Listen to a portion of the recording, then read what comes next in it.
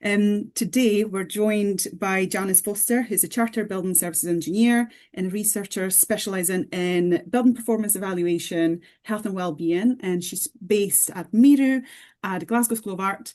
And we're also joined by Sam Foster, who's a net zero team leader at Nature Scott. He was an architect for the project that we're going to talk about today. And we're very lucky because we have also a recording from the client. So hopefully that will work. Thank you very much, Magdalena. And hello and welcome to everyone. Thank you for joining us. My name is Cyprian Edmonds. I chair Straw Building UK, often referred to as SBUK or SBUK. Can I have the next slide, please? This is going to be a very brief introduction, so bear with. So, what is SBUK? We're a group of straw building advocates, architects and designers, and essentially we bring together people across the sector, from architects and builders. You've moved forward one slide. Let's go back. From architects and builders to researchers and educators. The organisation acts as a place where knowledge, experience and practical lessons from projects can be shared. On this particular slide, you can see at the top the straw EPD, which we brought together. The middle image on the left-hand side is that of the European Straw Building Gathering, of which we are members of, and at the bottom left is our current board members. Next slide and last slide, please. Much of the work develops through collaboration across these themes. Events like this are a good example of how that collaboration works in practice. Straw building sits at an interesting point, as I'm sure you all are well aware of. It's really quite interesting times right now. And this is where traditional knowledge meets contemporary construction practice even. So with that brief introduction to SBUK, let's move on to today's session. Thanks very much for asking if I could come along to share details of this project that I worked on. As Magda said, I used to be an architect. I'm a recovering architect as of the beginning of this year. And I've taken those skills working with natural materials and shifted into the public sector, which is a whole world of joy for those of you who know it. It's quite a place. But just over 10 years ago, I was fortunate enough to work with a young family on a really nice new project down near Southampton on this project that we're going to talk about this evening. And one of the parts of the brief for this was not to talk about what we did, but about why. And of course, the first question then is, well, why straw? And this is where the client's perspective is really, really valuable. And we'll share, I did a recording with the client last week. Unfortunately, the client can't be here this evening. And the client has a really useful perspective on why straw. So I'm going to leave the answer to that to them. I will share that in a minute. But this was interesting for me because it was my first straw bale project, full stop. And when we talked about the different types of straw bale, of course, there's load-bearing straw, there's timber frame with straw infill, there are prefabricated straw systems like Eco-Cocon. This was the one that we went for because it was felt at the time, back in 2014, so just over 10 years ago, I suppose, it was felt that this was the most appropriate system for us to think about using with the skills and experience and expertise that were available in the UK 12 years ago. And of course, that led us to work with Barbara Jones and Strawworks, who did a fantastic job helping with this part. But the advice, the expertise was, let's use load-bearing straw. That's the right thing for us to do, particularly because this was going to be a single-story building. One of the next questions that we often get asked, though, is why would we do a suspended timber floor? So this is a 200 square meter house on a slightly sloping plot. So we used a suspended timber floor to deal with the change in level. We used a suspended timber floor to deal with being able to get services in and around different parts of the building.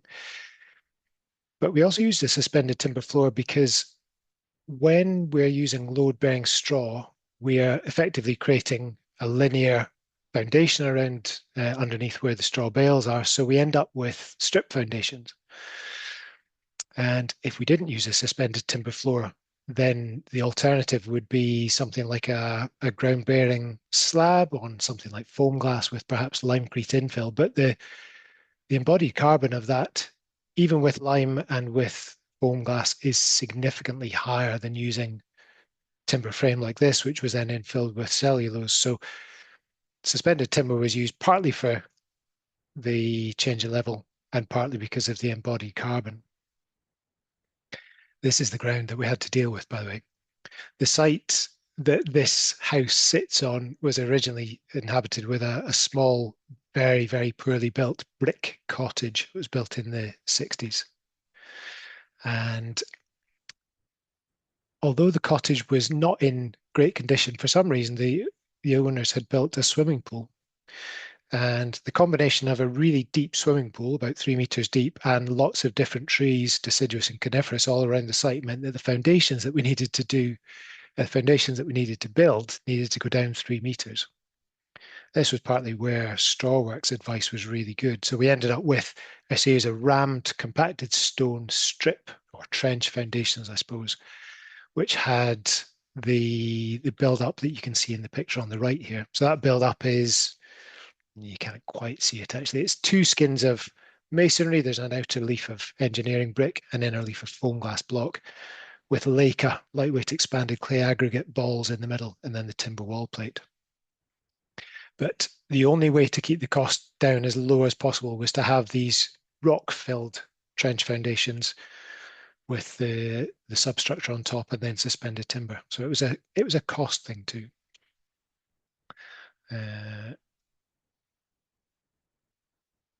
Now, this is the next question. Why do we build a single-story building when at 200 square meters, that's a big old building. And it really is a big old building. 200 square meters is a lot of floor plate. Why didn't we do 1.5 or 2-story? During the briefing process, we had that conversation with the client because we were talking about cost. And the client said, client had 2 children.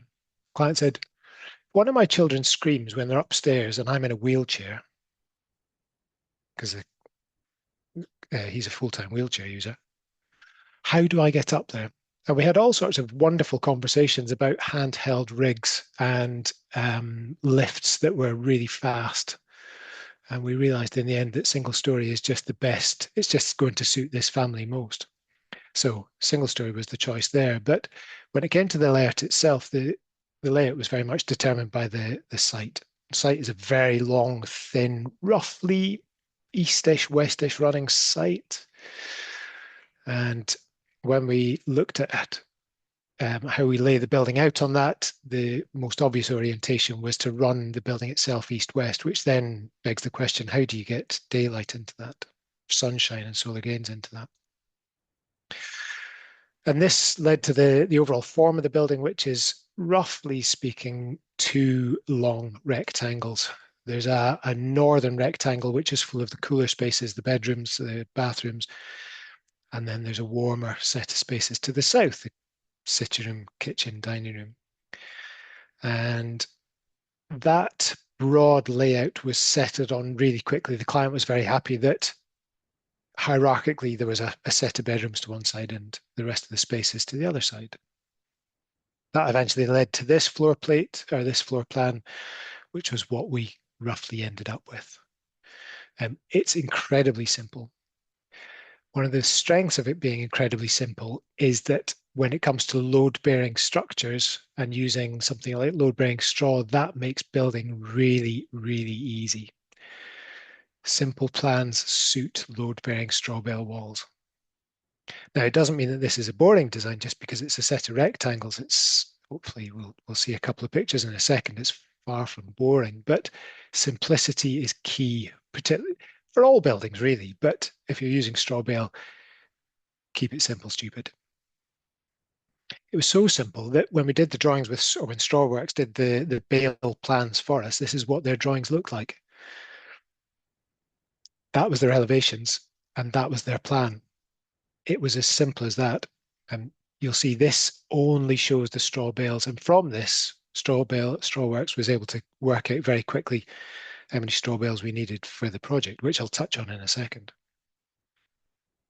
One of the other questions I often got asked was, why is the building so tall? I mean, you could fit an extra story in there if you wanted to. Why the tall ceilings? And this comes back to that question of daylight and orientation. If the building is running east-west, how do you get your solar gains into it? And a single-story building opens up the opportunities to do interesting things with the roof to get sunshine in. And of these three diagrams on the right, we ended up using fairly low pitched 23, 24 degree pitched roofs so that we could get sunlight in rather, from the south, but not overshade the roofs over the buildings, over the bedrooms. And these are a couple of early sketches to show the type of spaces that the client was wanting to create. One of the big drivers for creating these quite tall ceilings was being able to see the trees. This incredible wooded site that the client owned. Being able to see the trees through the gables was a real driver of the design. The client we'll touch on this in the film as well, but the client was also very keen as a wheelchair user to not feel like home was something they had to escape from to go on holiday, that it was a place that they could just enjoy for the sake of being in it. And so tall spaces, airy spaces, places that made them feel they were somewhere special, so they didn't feel so much of a need to go on holiday, was a real driver for the brief. This is what the sitting room, that big open plan south room on the south of the building, looks like. But there's a technical reason for doing this too. And as well as creating a nice sense of space and a series of restrained drama, I suppose, having that additional volume, which we used to have in Victorian homes when our ceilings were 2.8, 2.9 meters. We don't have it today with our 2.4 meter high ceilings. That additional ceiling height creates additional volume to deal with indoor air pollutants. It creates a space at high level to put skylights, not just for solar gain, but for high level ventilation to enable cool, fresh air to be brought in at low level and to escape, to exhaust at high level.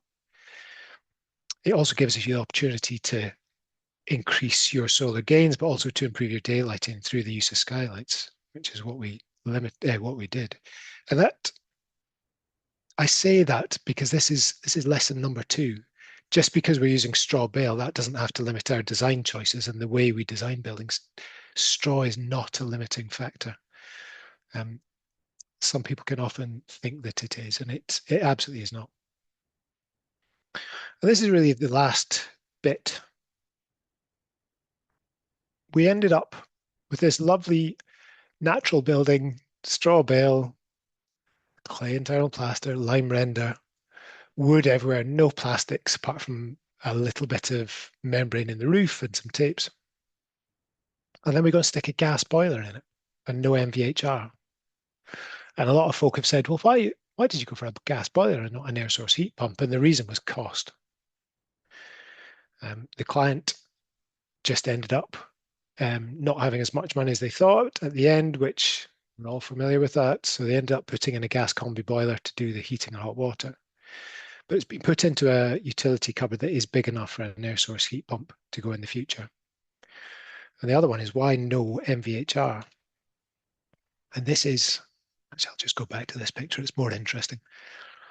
The MVHR one is really interesting. So that additional ceiling space, that creation of volume to disperse pollutants in the indoor air, does a really good job of helping to ensure good indoor air quality, which Jan will touch on very slightly when she talks in a second.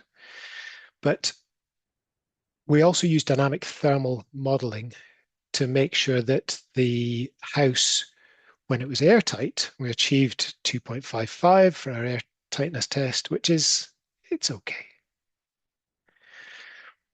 we use dynamic thermal modeling to demonstrate to building control that the air quality in the building would be okay if it was airtight and we didn't have mechanical ventilation. So we proved that using opening windows on opposite sides of the rooms would be adequate to maintain good quality fresh air. And building control was satisfied with that.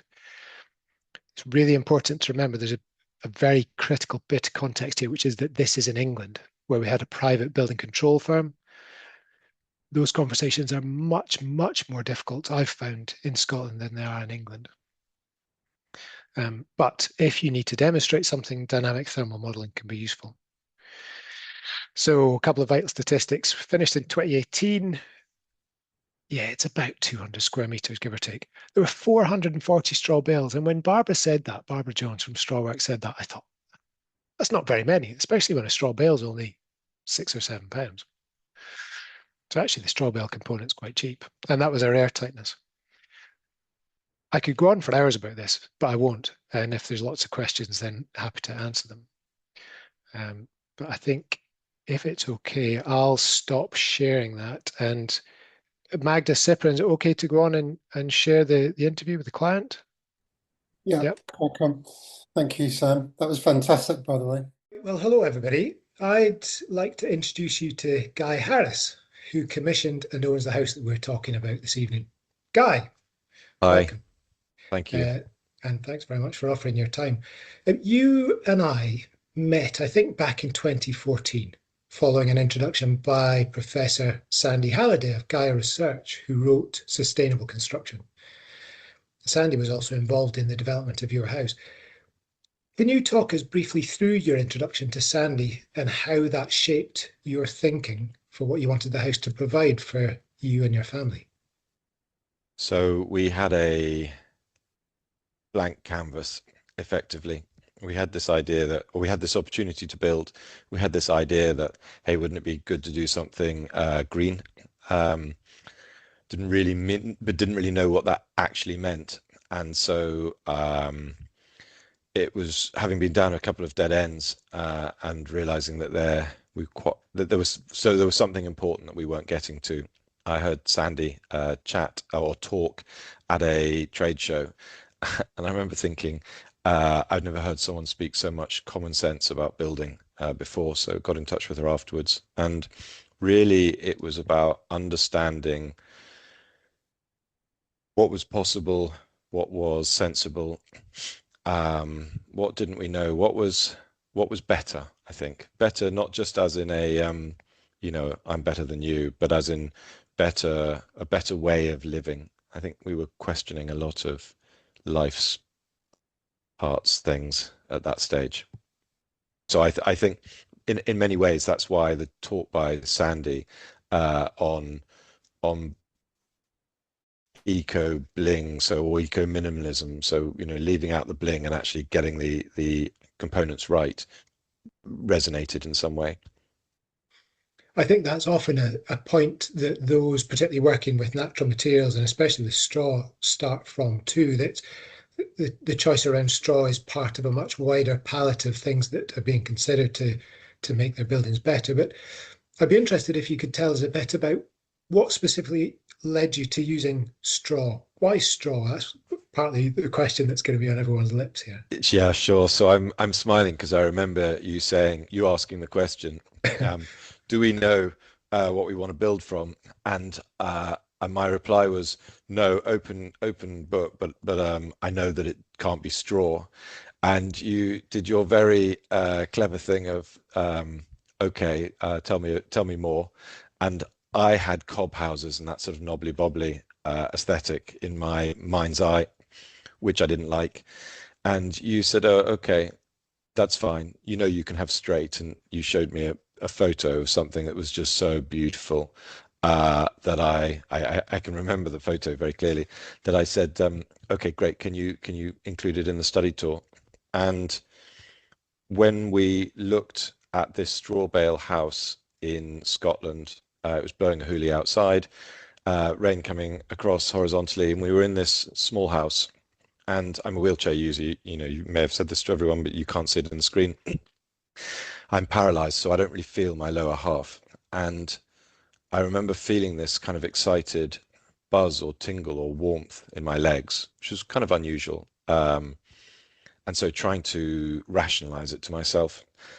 And I said to the owner, look, have you got the wood burner on? He said, no, we can't ever have it on. Gets too hot in here. So I thought maybe it was a connection to the land outside, which was beautiful. But we went into the house next door, which was a different construction methodology and arguably a nicer footprint, nicer design. And that didn't have the same feel. It was kind of cold, actually. And so there was something nice going on that felt good. And we asked, can we see another building? So on another day, you took us to the community centre in Haringey in London. And yeah, Alex was about 8 months pregnant at the time, I think, really not enjoying pregnancy, shifting from foot to foot, nauseous, low blood pressure. And we realized I realized looking at her after about 5 minutes of talking to the community centre manager, who really loved the building, that Alex was perfectly still and comfortable. So I didn't say anything. Then we went outside to look at something, and she immediately noticed that she felt uncomfortable again. Came back into the building, she felt comfortable. And there was that discussion we all had in that large conference room where there was no furniture available. So she was just sitting comfortably on the floor, this kind of oak floor. And we knew the minute we came out of that building, or before we left the building, that straw was a no-brainer. Like there wasn't any other choice. It's a remarkable experience. I remember it vividly too. And I'm going to move briefly from that decision that we all made together, that straw, you decided, let's use straw. You mentioned being a full-time wheelchair user, which was always going to have some impact on the layout of the house, on the design and on your brief. Can you talk us briefly through how you wanted the house to be laid out? And I appreciate that this was an ongoing conversation through the design development, but what were those key aspects of the design that you wanted to achieve? I loved the design process. It was so clever, and so looking back, it was so obvious. You asked us some very obvious questions about how we lived, what worked, what didn't work, how we wanted to live.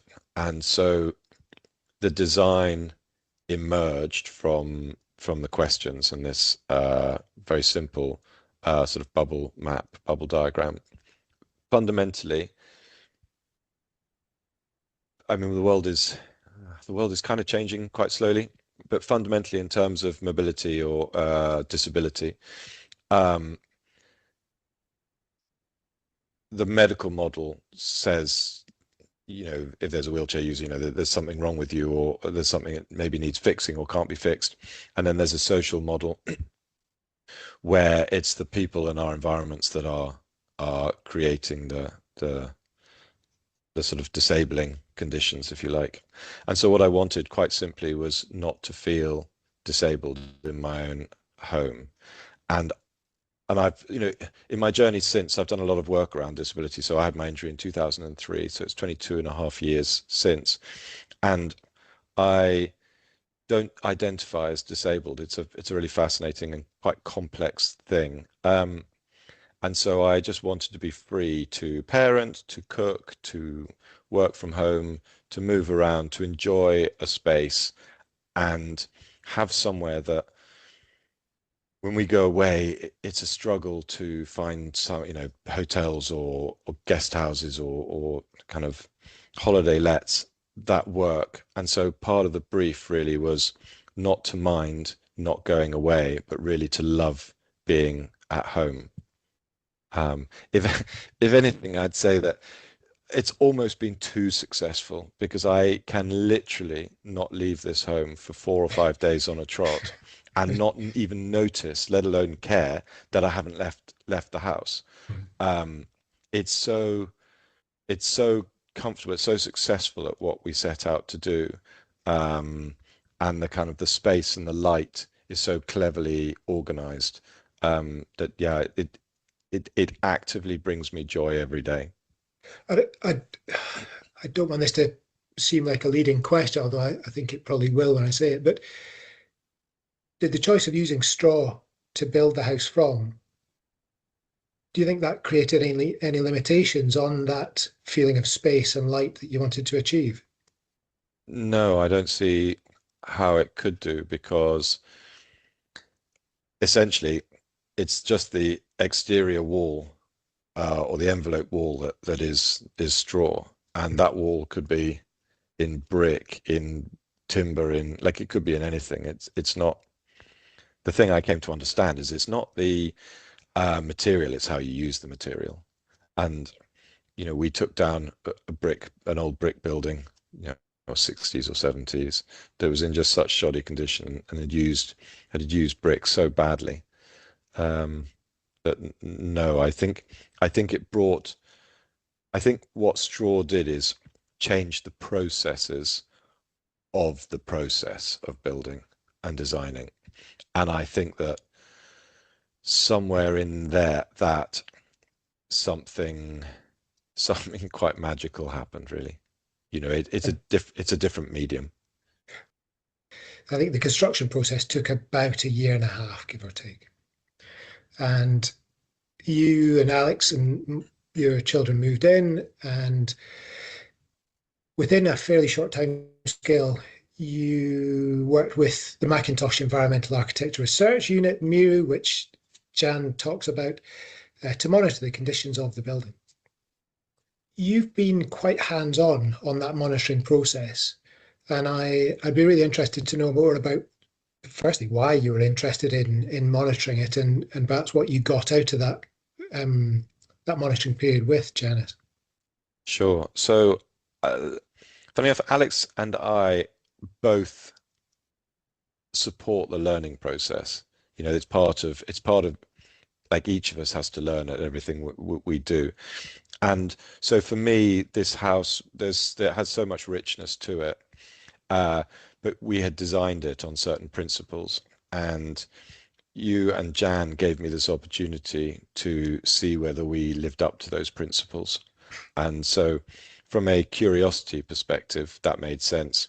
From a, if you think about the REBA work stages, it's a cycle with post occupancy evaluation, bringing us full circle again. So I felt that it was important to do something. We'd done something relatively uncommon here, and so I think it was just an opportunity to see, like I know what it's like to live here, but from a technical perspective, it was quite interesting to see or to really know what we were doing or had done. And as you went through that monitoring process with Jan, I can't quite remember the order in which the monitoring was done and you got the results, but did the results of that monitoring influence how you used the house at all? For example, reducing the risk of overheating or ventilating the house? No, I don't think so. I think they, if anything, they showcased what we were doing.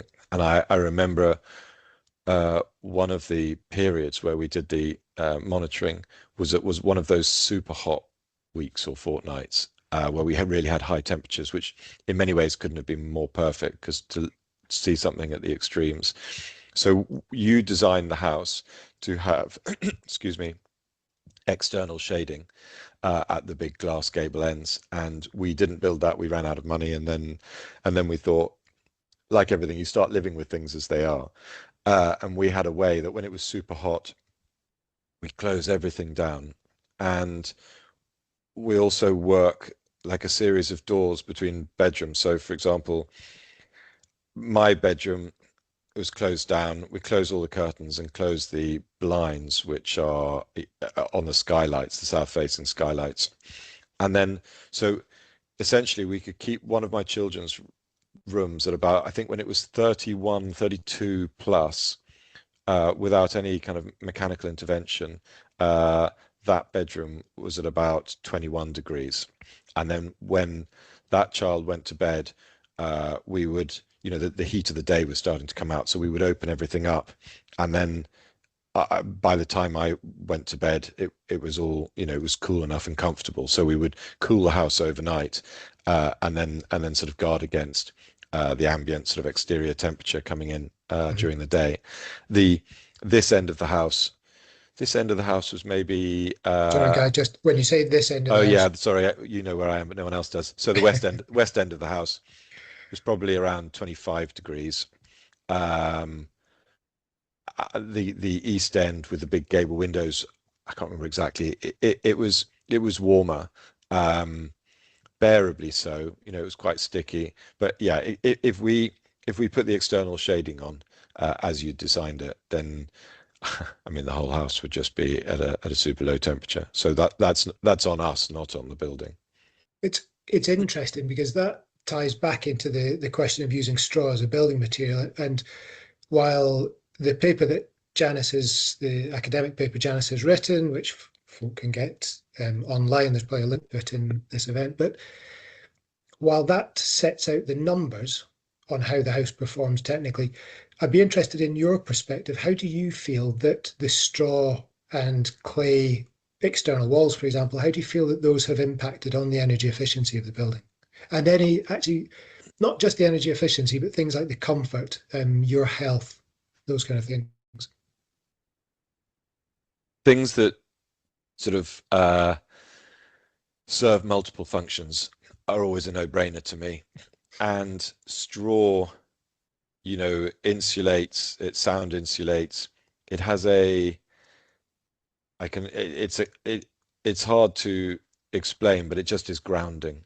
There's something about this house which is extremely comfortable to be in. I don't mean comfortable like a comfortable chair. I mean, it just is right. It's a kind of quite a somatic thing. I just ask me the question again, sorry. It was about what you feel the straw has brought to factors like the internal environment or energy efficiency or even your health. How do you think that the Yeah, straw and sure. clay have Look, impacted those? I can only say I love this house more than any other home I've been into, and I've been lucky. I've been into some nice homes, but there's something about straw which is different, and and how do you describe it? Like it, I wonder if, sorry to butt in, I wonder if yeah, this please touches on do. the experience that you had on the study trips. It's almost indescribable. It's inexplicable, but it's tangible and it's It's real. really tangible. Like that, the house that was next door was a better layout. I much prefer the layout, and it had much far more of the volumetric space, but it felt cold, almost dead. There's just something about it which supports and nourishes. It's not simply functional. Like I don't go into a room, a box within a series of boxes and then complete whatever I need to do.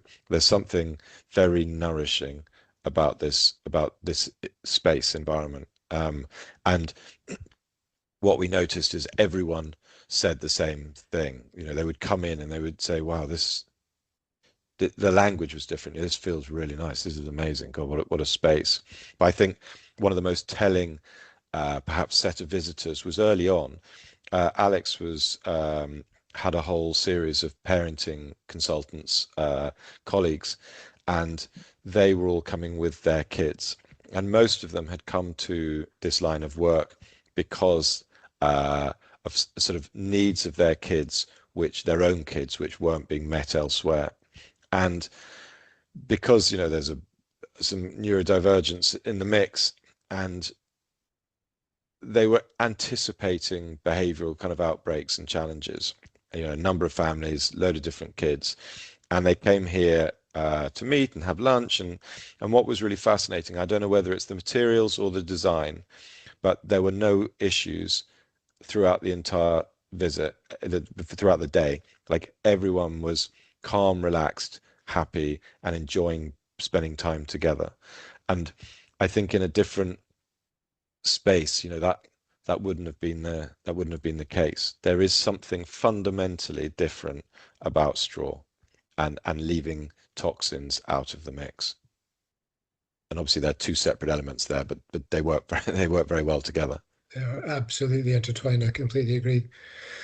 We should probably think about wrapping up, but just lastly, Guy, the purpose of this event this evening is to share information with those who are joining us to help them decide if and how to use straw in their project. You and I could talk and have talked offline a lot about this and related things, but are there any other messages that you think are worth sharing with folk who might be watching this evening about your experience with straw from your perspective as somebody who has commissioned the building, as somebody who lives in the building, as a wheelchair user using this building, whichever might be relevant? Any other comments? Yeah, I know I got lucky. When I think back to the series of people that formed part of this project and the richness of knowledge, experience, understanding of what better could look like, I think it all came together in a very neat way. Straw, like everything else, it needs to be done right. For me, straw and this house has been part of my questioning everything and kind of thirst or hunger for self-knowledge, and somehow everything being connected to everything, it has tapped into that vein and allowed or facilitated possibility. You know, people say to me, "Oh gosh, you're brave, you're pioneering." Like I don't agree with either of those. We're not pioneering. Straw's been used for hundreds of years, and straw buildings stand from hundreds of years ago. And to me, brave is building something that doesn't support a quality of life, and sticking your kids into a sort of toxin enclosed home, that's brave, because there you've really got to see what's going to happen in that experiment. But I just, when you question things and then find that sort of expertise or set of values, particular set of values, everything else changes. Like it's not an isolated event or an incident. You know, if that becomes if straw becomes an answer, then the answer begets 3, 5, 17 more questions, and something really beautiful happens. I would recommend it to everyone. I think straw is an issue. Self builders is, it's a process. That definitely has the potential to rewire one's brain, but straw was and remains a pleasurable part of that. Guy, brilliant. Thank you very much for sharing all that with us. I hope everyone in the audience has had a chance to digest some of that, and I hope it was useful. Guy, thanks very much again. We'll see you sometime soon. Yeah, real pleasure. Sorry I couldn't be there. Pleasure. Thank you.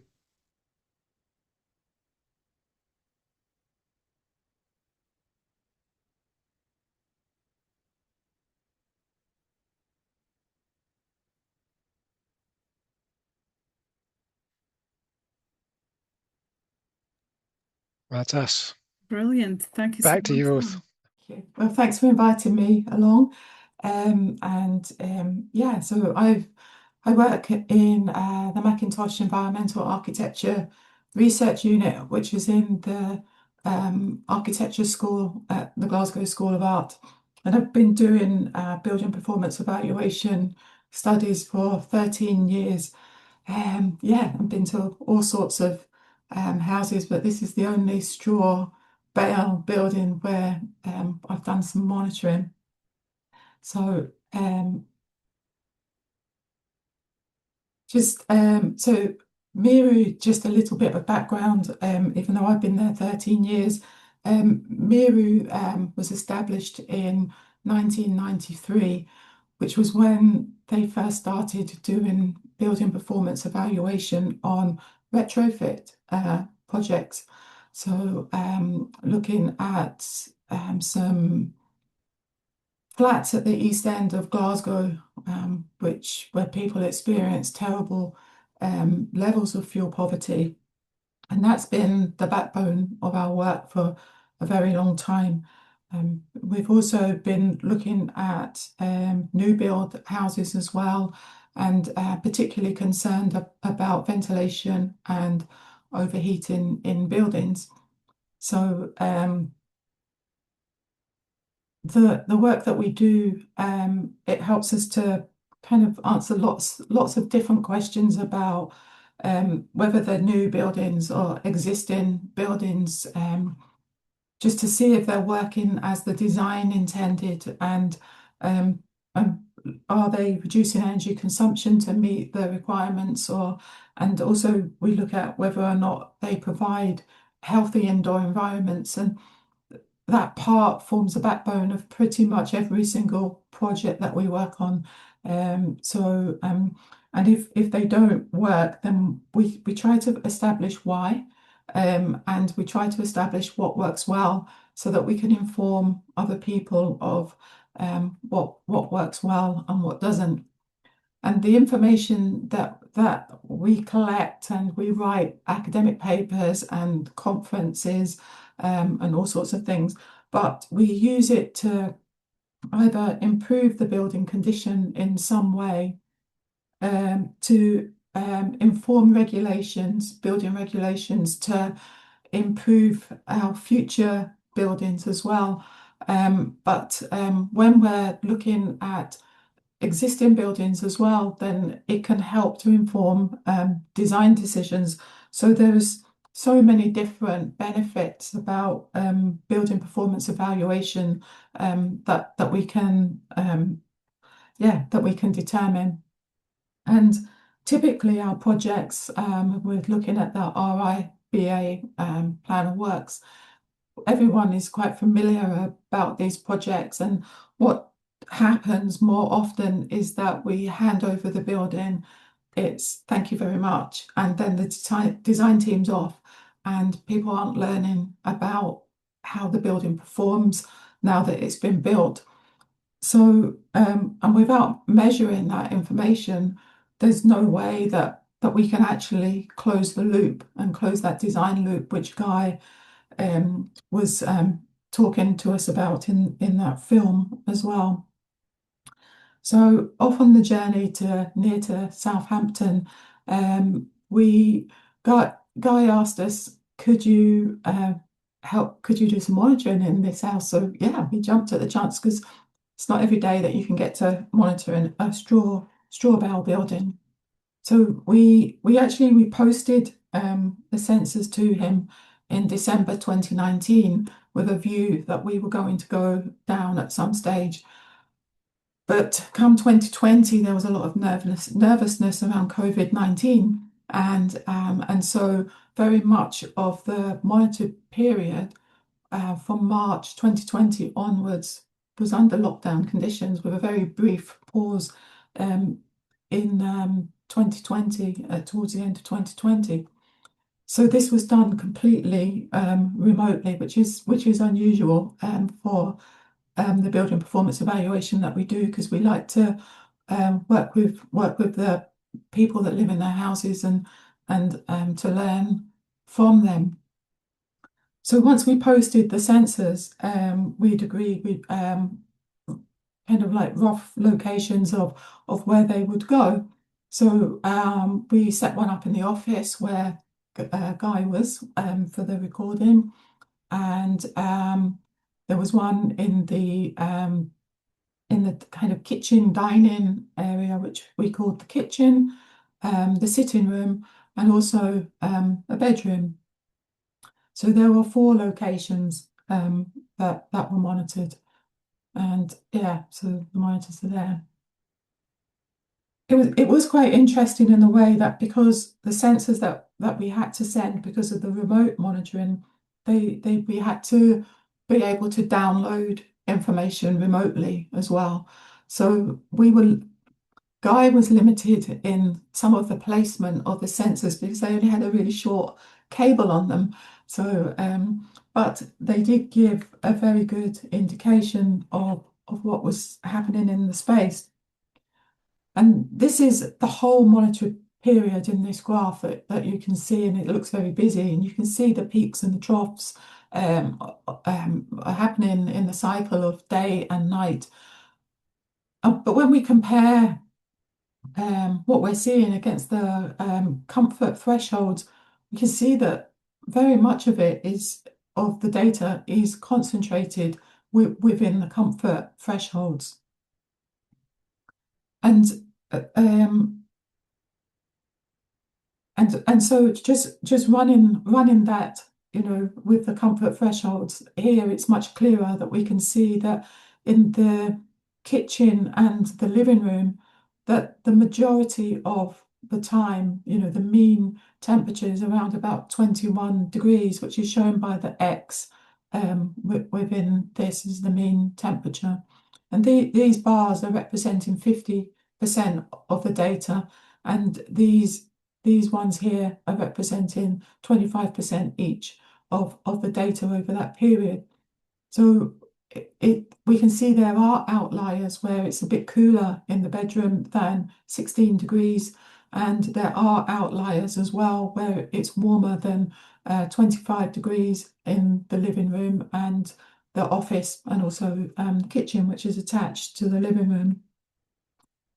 So what we did as well, when Guy had mentioned, doing some monitoring over the summer, and what we did at this stage was we sent a diary for completion of what did you do today, and we knew that most people that they were home because of the time it was lockdown, but also what did you cook? Were you using the hob? Were you using the microwave? Were you using the oven? Did you do any cleaning?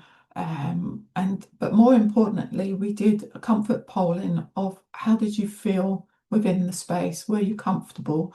So there were tick box things, but also three sections where people could write. And what we could see in this week-long period, where the temperature was 33, almost 34 degrees at some point, but for the whole, almost the entire week, the outdoor temperature was around about 30 degrees. And this chart for this week is showing just quite clearly how I'll start with the living room and the office, which are on here. You can just see the peaks and the troughs each day. So it does get warm and then it cools down overnight, and that's what Guy was talking about, that they close up in the day, open up at night time, and the temperature just gradually increased as the week went on. But as soon as the outdoor temperature dropped, then the building was very steady and comfortable. But the whole time, when in the living room, and we're seeing close to 32 degrees when it's 33 degrees outside, they said they're comfortable. So there's this adaptive sense of adaptation, that people adapt to spaces where they're dressing differently, doing different things inside, outside as well. So, and they've got that inside-outside connection. But the bedrooms were closed down, the curtains were drawn, the windows were closed, and the bedrooms here were reaching 24 degrees at their maximum, and then dropping down to be cooler at night time.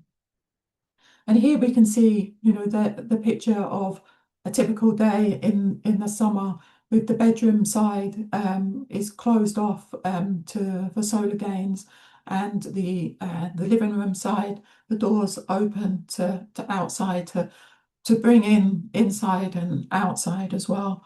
So and part of the ventilation strategy was also roof lights, which allowed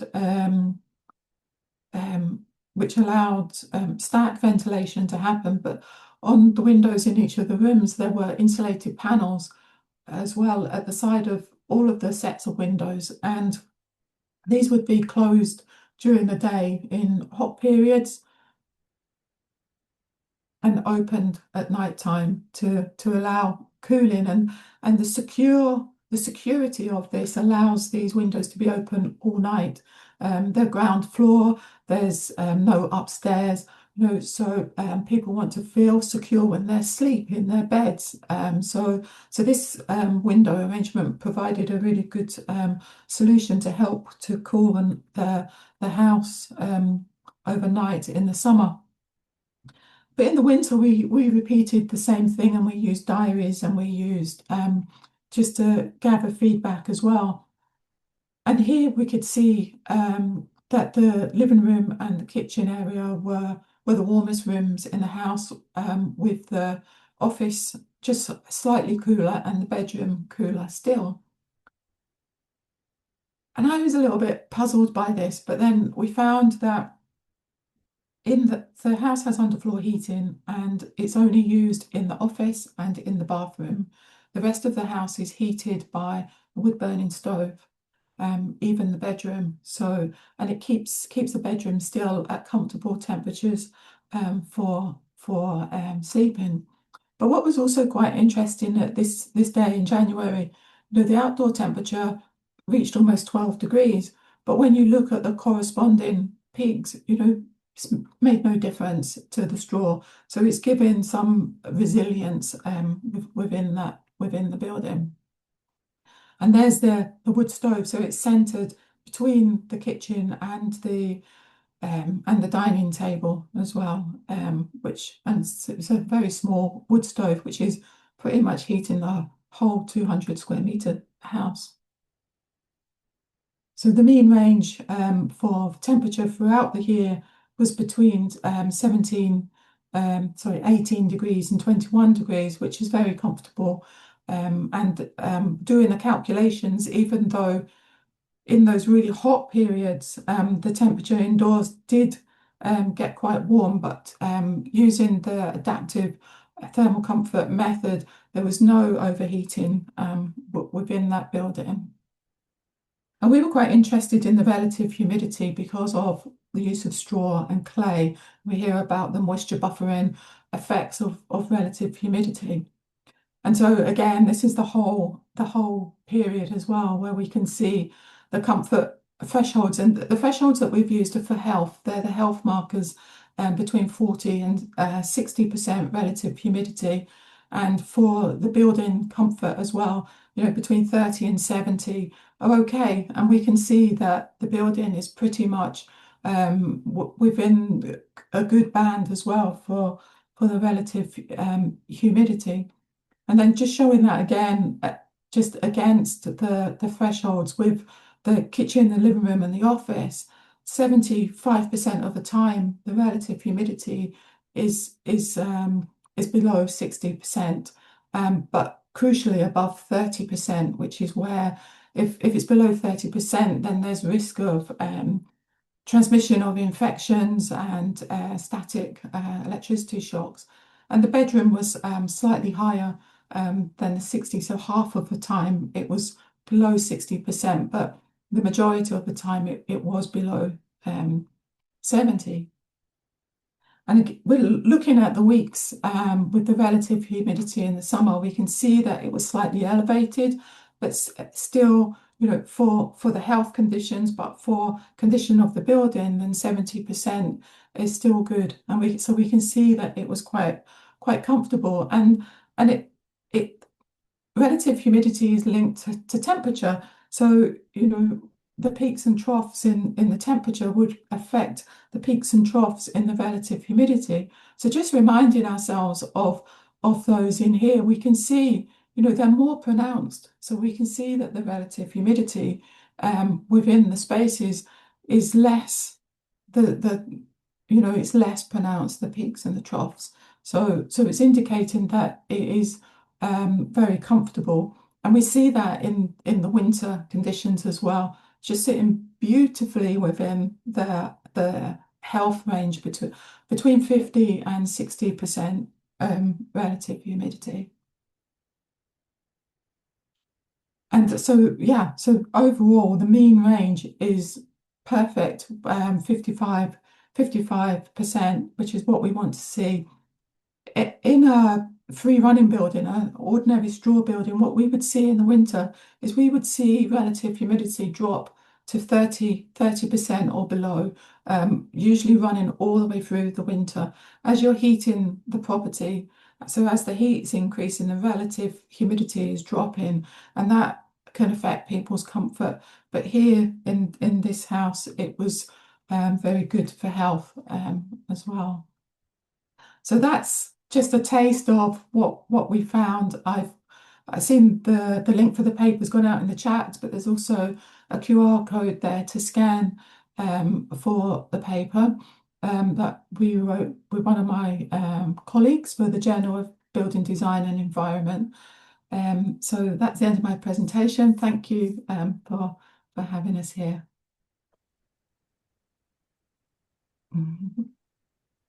Thank you, Janice. Thank you. I'm pretty certain, thank you, Janice, that if we were in a auditorium, I appreciate we're virtual right now, everybody would be standing up and applauding you guys. That was just magnificent. And thank you too, Sam. That was brilliant.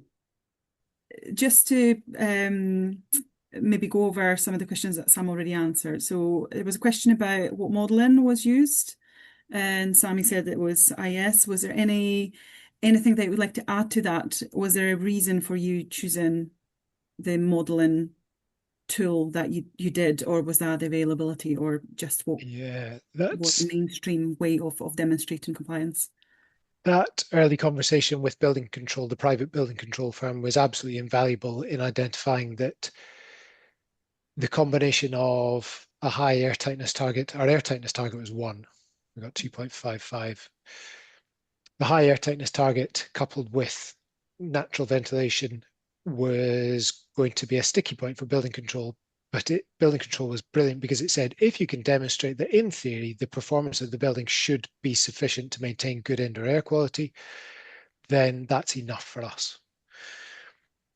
So we said, we'll do one better. We'll do you a dynamic thermal model, which can demonstrate that, and then we're going to try and monitor it afterwards. Mm-hmm. They didn't give a monkeys about the modeling afterwards. The monitoring afterwards, because the majority of the industry isn't interested in doing that little bit of joined up looping that Jan was talking about and the client mentioned. But yeah, it was the bit of IES, I've forgotten the particular modules, but the IES software was used specifically to model air quality, so the amount of ventilation, the amount of air coming through, and also the overheating risk. So we could demonstrate to building control that overheating risk would be within acceptable limits. And again, the monitoring has ratified that was broadly okay. Perfect, thank you. And you've touched on ventilation, so I wonder if you could maybe talk about that a little bit as well, because there was a question there about, the ceiling heights and what were the ceiling heights and how they helped to maintain that natural ventilation. And I suppose everybody's thinking now, with the push for MVHRs, and mechanical ventilation means how can we still demonstrate? Because natural is always better, especially in a building that uses natural materials. So how did you go about that, and what can you tell us more about the ventilation strategy? One of the good things about ventilation is that certainly if you're relying on natural ventilation, while it can be a capricious thing, because you don't know when the wind's going to blow or where the wind's going to blow from, there are certain physical laws of nature that will never change and have always remained the same, such as warm air rises. And that, as a driver of passive ventilation, was a key driver of the form of the building, for example. So that tall ceiling that we have in all of the rooms, it's not just that big living room. All the bedrooms have tall ceilings. It creates additional space, which, as I mentioned before, you used to find in Victorian buildings, in Georgian buildings with taller ceilings. It creates that extra space for pollution to accumulate before we ventilate it away with an appropriate form of ventilation. Now, in older buildings, we used to have sash and case windows. We would pull the upper sash down a bit, get a bit of vent out there, open the lower sash, bring a bit of fresh air in at low level. Guy and Alex's house does exactly the same thing. It has low-level secure openings, which Jan showed, so you can bring cool, fresh air in at low level, crack the roof light open a bit at the right time of day. So during the course of the day, you store the pollutants, you store that stale air, and then in the evening, you ventilate it out. So it's designed to, there's a lot of capacity, there's a lot of buffering in this building, not just in terms of its volume, but also in terms of, remember that moisture buffering that the clay, the combination of clay and straw intrinsically provides to this building. So it's a massively buffering building, but the shape, the design, the tall ceiling spaces contributed massively to the effectiveness of the ventilation strategy in the building. Super, thank you. There's another interesting question in the chat, so I'm just going to read it out. Given that the straw is invisible in this house, I'm interested in how much of the success of the design is due to the straw bales and how much is due to the design, the vapor permeable structure, thermal mass due to clay plaster, or something else. Do the speakers have an opinion on this? I've got a qualitative and ego-driven response, but perhaps, Jan, do you have a numbers-driven response? Can you shed any light on what the effectiveness of the straw might have been to contributing to anything here? I don't think so. I think the only thing is that the straw and the clay are in contact with the space, so that's helping part of the moisture buffering. Then rather than if the straw was decoupled, say, and it was behind plasterboard, then there wouldn't be so much of a moisture mass. It wouldn't work in the same way. So the straw and the clay plaster, they work together to help buffer the indoor. I say temperature and relative humidity, so they provide some mass. But yeah, I couldn't put physical numbers on that. Mm. I think the only other thing I might add to this is there's a question of timescales here, because we are, all of us here tonight operate on various time cycles. We operate on daily cycles where we get up in the morning, we have a shower, we have our breakfast, lunch, dinner, we generate moisture. Heat comes up in the form of the sun, comes into our buildings. There's a daily cycle of heat and moisture operating in our buildings. But when you've got 20 millimeters of clay plaster, it's that 20 millimeters of clay plaster that's doing your day-to-day buffering and emitting of moisture and temperature, nothing else.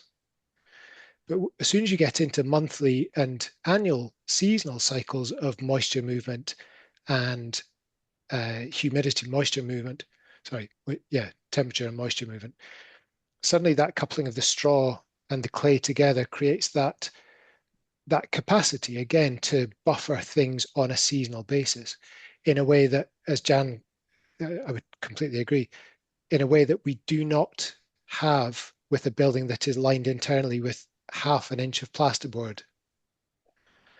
So there's now my only scientific reference point to this is a fantastic paper written about 15 or 20 years ago on the hygrothermal performance of massive timber when it's exposed to the indoor environment.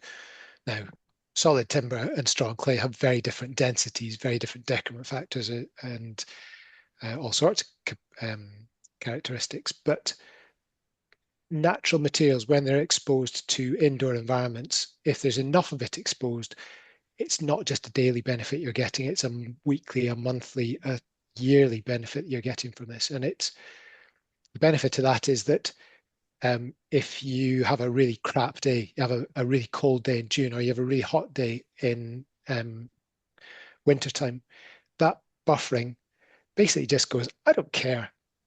The resilience of these things is incredible. I don't care about that one-off rubbish day, that unexpected day. I can deal with these things. So there's a degree of resilience, which is really important when we start talking about adaptation of our buildings. How do we build adaptation into buildings that are built of vinegar and brown paper and thin layers of plasterboard? We're starting from a really low base, so don't build rubbish, build really well now, and building with thermal and moisture mass now is a really good way of building adaptive buildings for the future. Sorry, that turned into a rant there, sorry.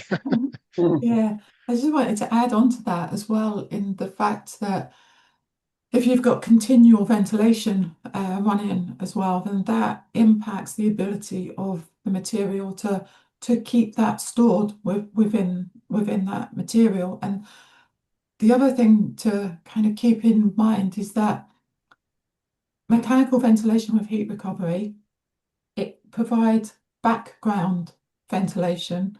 It doesn't provide all of the ventilation that's needed. So windows, roof lights, they still need to be designed for that time when you burn the toast, or or that time when you need to rapidly ventilate the house. So mechanical ventilation with heat recovery, MVHR, isn't going to provide all of the solution, and then it impacts the performance of the buffering of the building in the long term as well. Yeah, yeah. Perfect. Thank you. And thank you for the rant. I think this kind of reminds us that, modern buildings are built to keep the moisture out, whereas traditionally and also with natural materials, it's more to manage that moisture. So I think that was really useful how you reflected on it, Janice, just now, both of you actually. I wonder, a lot of people were interested in the questions that they sent us prior to this event, in how we can make straw building mainstream. The ultimate question: how can we see more of those buildings? Do you have anything to add to this beyond what you've already said? And how do we go about, ensuring that we can have straw buildings in Scotland, regardless of what Sam reflected on in terms of regulations and the differences between English and Scottish regulations, for example?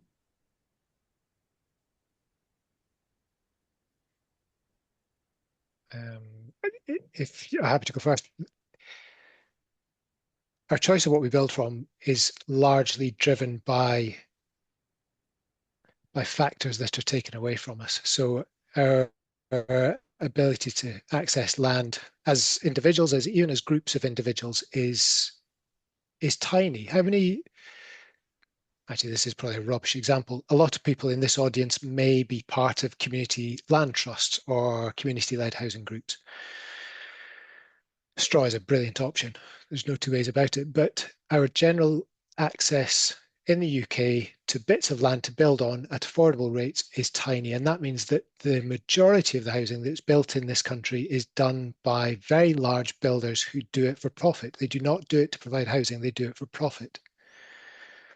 Profit is created by doing things in the cheapest possible way. Cheapness is driven by consistency. And as soon as anyone starts mentioning natural materials, the people who want consistency get very frightened. And that's where something like the load-bearing construction, straw bale construction that we saw in today's example would scare a lot of contractors. But it's also an opportunity for prefabricated straw bale modules, which are absolutely consistent. I mean, the dimensional tolerances of something like an EcoCocon panel or an Agile Homes panel are mind-blowing. They're as good as anything in the rest of the world. So there's a massive opportunity for prefabricated straw bale panels, I think, to become mainstream construction materials with the big boys and girls. How that's done is through a constant promotion of straw's beneficial qualities. None of us are naive here. We all know that talking about really good stuff never wins arguments.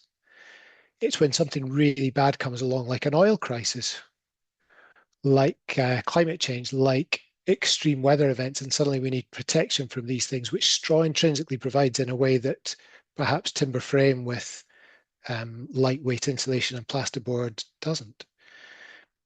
There's a degree of resilience to this type of construction, to all straw bale, which makes it the right thing to do. But we need to keep talking about straw in a really positive way. Those of us who can use it need to use it wherever we possibly can. And we need to tell everybody else about it and what the good things are, also what the bad things are, because if we know what the bad things are, then we won't keep on repeating them. So promotion is key. And you never know. One of these days, we'll end up with a contractor, a mainstream contractor, who does a mainstream bog standard housing development, which will be crap because it'll still be car-based. It'll still have no green space. It'll still have no nature, but it'll be built from straw, and that's a win. We've got to focus on the small wins, and that actually is quite a big win. So yeah, keep talking about it. And events like this are key, absolutely key, because someone in the audience will go away and talk to their local contractor or be in a contracting firm and go, can we try this? And it'll be brilliant. And suddenly it'll not be a single house we're talking about. It's going to be retrofit of 50 houses. It's going to be a housing estate of 100 homes. And there are some people on the call here who are doing projects that size. So yeah, keep talking about it. Thank you. I wonder, there's another question about ventilation. And because people were quite keen to hear about health, I think health is linked to how we ventilate our homes. So I wonder if you could reflect on this as well. So the question is on how do we achieve, so the client, Guy, was obviously quite hands-on. He knew what he needed to do, how to mitigate any risks of overheating, even though he didn't manage to provide external shading. Can we design homes with passive ventilation or natural ventilation when we know that the occupants won't be as engaged or knowledgeable? Or how do we go about making them aware and knowledgeable? Yeah, Janice, I'm thinking about some of the BPE work you've done on projects like the Housing Expo and how the design of idiots like me as architects can enhance or diminish people's abilities to ventilate effectively in a natural way.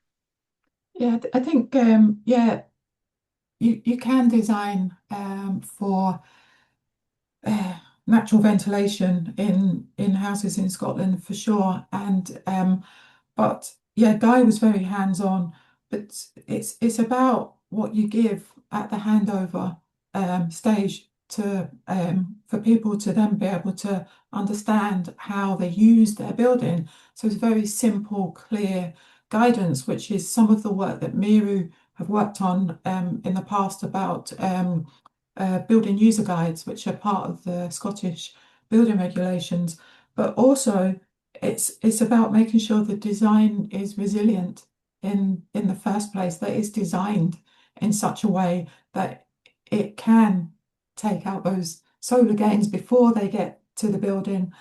So you're not having to close, interact in that same way.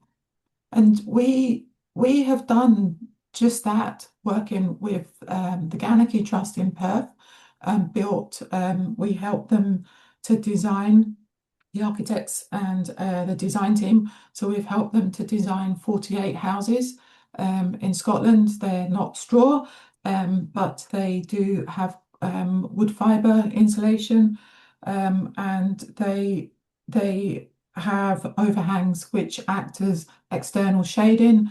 They have roof lights. They have passive stack ventilation as well. So, and these are 48 households, and we've done monitoring on a selection of those houses as well. None of them are overheating. People understand how to use the systems that have been put in the houses. They know when to use the roof lights. They know about how the different ways the windows open. So I think that that it's again is getting out of the developer style housing that Sam had mentioned, and actually building for the sites where people are living, so to respond to sites. Yeah. Thank you. I'm just trying to pop into the chat the 3 videos that we've got from the event at Ganachie Trust, where Whilst you can speak as well. And I'll let Cyprian talk through I was that. going to say, whilst you're doing that, can I just pop in with a question to you both? Guy mentioned the social model of disability in the video that you recorded with him, Sam. Did that influence how you approach the design in terms of removing the environmental barriers around, rather than simply accommodating a wheelchair user? Did, yeah. You might have picked up from that video that Guy is the kind of person who you sit down for a quick chat with, and then 3 hours later you get up having learnt a phenomenal amount of things. And one of the things I learned very early on from Guy was, firstly, just how naive I was when it came to designing an accessible home. But the second thing was that when a home is designed to be accessible to somebody in a wheelchair, you also learn that it's accessible to somebody who has a pushchair, or to children on roller skates or on scooters, or to get equipment in when you need to do maintenance. So suddenly you solve one problem, and by magic, you've solved 13 other problems without realizing it. And creating that, disassembling that social model of disability opens up so many other positive avenues for everybody that we all benefit from. And just a tiny example of that was, Guy introduced me to, I've forgotten her name now, but an architect who was from the States working with Alison Brooks Architects, doing a bit of work on something called third spaces. And third spaces are these stopping points where you get to your front door, you need to put your shopping down to get your key out your bag. And so that becomes a place that you stop for 10 or 15 seconds. And actually, it's not just for putting your shopping on, it's for putting your child on while you get your keys out. It's for putting your phone on while you're looking for the light switch. An introduction to these very simple design strategies, these little design moves that open up a world of ease for lots of other situations, was a big, big part of the education I got from Guy. And yeah, that Guy touched on this thing where he says he's always a big fan of, you do something which has multiple benefits. And that's something that's stuck with me through the whole process. You do one thing, like you make the porch a certain size, and then you just make it 300 mil bigger. And suddenly it's not just big enough for a wheelchair, it's big enough for a wheelchair and a pushchair to fit in at the same time, and close the door behind you before you go in. And for the sake of 300 mil, yes, please. Yeah, there was a lot of education went from the client to me through this entire process. It was brilliant, absolutely brilliant. I don't regret giving up being an architect, because it's a desperately difficult job. I'm not up to it, but it was a very enjoyable project. Thank you, Sam. Magdalena, did you want to come back in? Are there any other questions from the chat? There's no other questions. What I was going to share is a link to workshops that will be run at Glasgow School of Art in May by Barbara Jones. So if anybody is in Scotland interested to learn about straw construction, here's your chance.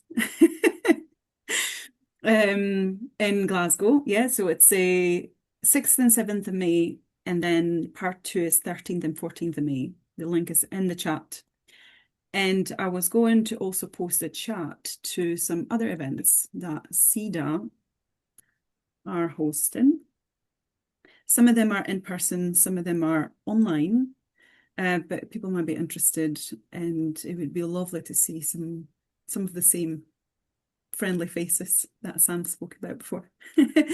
I wonder if there's any further questions from the audience.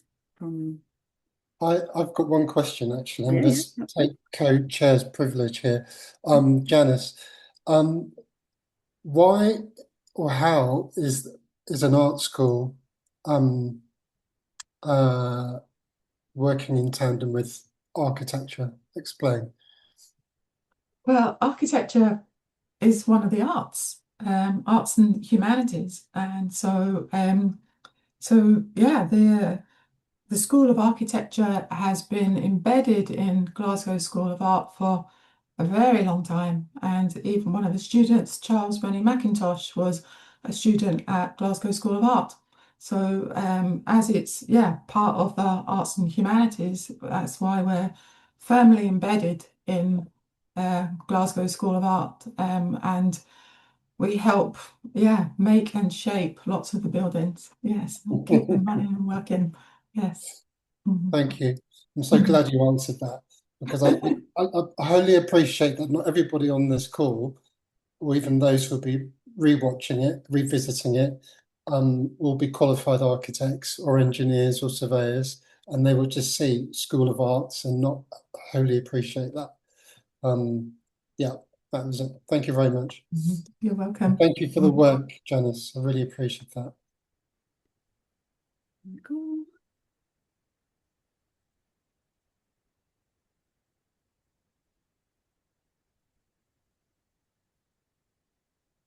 Can you see my screen? Perfect. Yes. Yeah. Yeah. Lovely. So we'll put it in a presenter mode. There we go. Yes, we would love to hear from you. There's the email, info@ceda.scot, and our website. You've got all the links in there. We are a members organisation, so if anybody's interested, and we're not just covering Scotland, we're obviously started off in Scotland, but anyone's welcome to join. One of the events that will be run in April is one done by Gail in Ceda Land on Better Outdoors. It's an in-person event in Edinburgh, discussing how we should consider forest learning, forest schools, and introducing children to nature very early on and the benefit of it. So you can scan the code to get to the events page. And another one that I really wanted to share with you as well is the upcoming Ceda conference, which is more of a festival. We'll hold it at Falkland Estate over 3 days of shared learning and singing and arts and workshops. The confirmed workshops are earth building, hymn building, dry stone diking, weaving, regenerative storytelling embedded in folklore, tree seed collecting, and we'll have loads of talks on care, connection, circularity, food networks. So more details will be issued soon. It's 18th to the 20th of September. And we're hoping that we'll see some of the people in this call there, and we can meet in person and celebrate the shared interests and values and connection. All right, I'll stop sharing now. There we go. Thank you very much, everyone. Thank you to Sam and Jan and Guy for speaking to us and finding the time to speak to us as well. Thank you to Cyprian for collaborating, and for to everyone in here, because I mean it would be absolutely pointless to speak to the empty room. So thank you all for joining. I hope you stay in touch. We'll send an email to everyone with the recording when the recording is when I have the time to edit it and put up on the YouTube, see the YouTube channel. But yes, please do keep in touch. If you've got any ideas for any future events, we want to hear that, because I mean we want to do stuff that is of interest and that connects people. Thanks very much, Magda and Cyprian. Thank you. You're very Thanks, welcome. folks. Thanks for coming along. Thank you. Cheers. See you later. Yeah. Bye. Thank Bye. you. Thank you, much. everyone.